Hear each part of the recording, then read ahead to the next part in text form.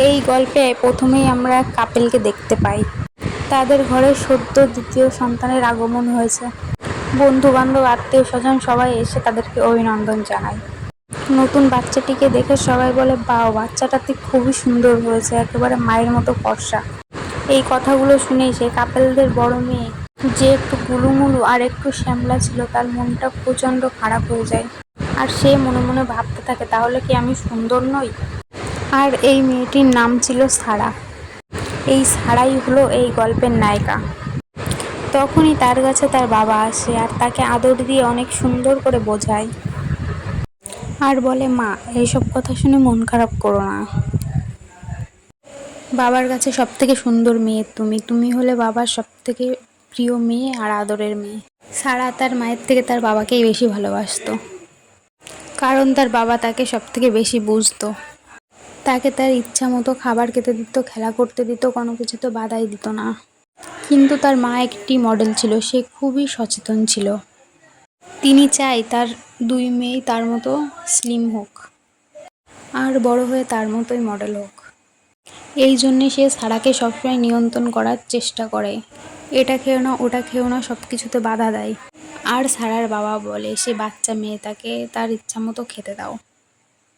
তখন তার মা বলে, তোমরা বাপ বেটি যা ইচ্ছা তাই করো, তোমরা কবেই বা আমার কথা শুনেছো? এই বলে সে সেখান থেকে চলে যায়।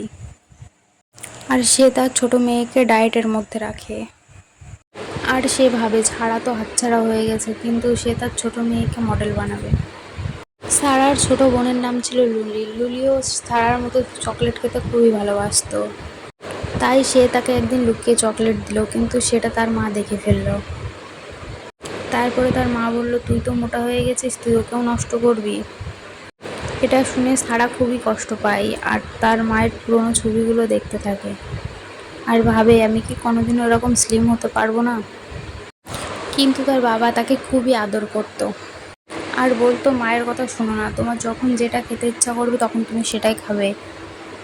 আমি আছি তোমার সাথে, এই এই বয়সে তোমার খাওয়ার বয়স, এখন না খেলে তুমি কখন খাবে? বুড়ো হয়ে খাবে, ওজন বাড়লেও ভয় পেও না, সব কিছুই ঠিক হয়ে যাবে। এইভাবেই সারাকে তার বাবা সবসময় সাপোর্ট করতো। সারাও তার বাবাকে একটু বেশিই ভালোবাসতো। দুর্ভাগ্যবশত একদিন তার বাবা একটা দুর্ঘটনায় মারা যায়। এই পরিবারের উপরে এত বড় একটা আঘাত আসবে তারা কোনোদিনও ভাবতেও পারেনি। বিশেষ করে সারা তো খুবই ভেঙে পড়ে। তাছাড়া পরিবারে আর আয়ের কোনো পথও থাকে না। এই জন্য তাদের মা তাদেরকে নিয়ে অন্য একটা শহরে চলে আসে। এইভাবে তাদের অনেক বছর কেটে যায়। আর এখন সারা অনেক বড় হয়ে গিয়েছে, কিন্তু বড় হলেও মায়ের বকুনি দেওয়া এখনো বন্ধ হয়নি। সকালবেলায় সারার মা তাকে বলে, এত বেলা পর্যন্ত ঘুমিয়ে থাকলে তো মোটা হবেই, এত বছর পর। আর এত বছর পরেও সারার সেই হীনমন্যতা এখনো কাটেনি। সে তার ওজন প্রতিদিন সকালে উঠে মাপে, আয়নায় নিজেকে দেখে আর ভাবে, আমি কবে সুন্দর হব, কবে ফর্সা হব।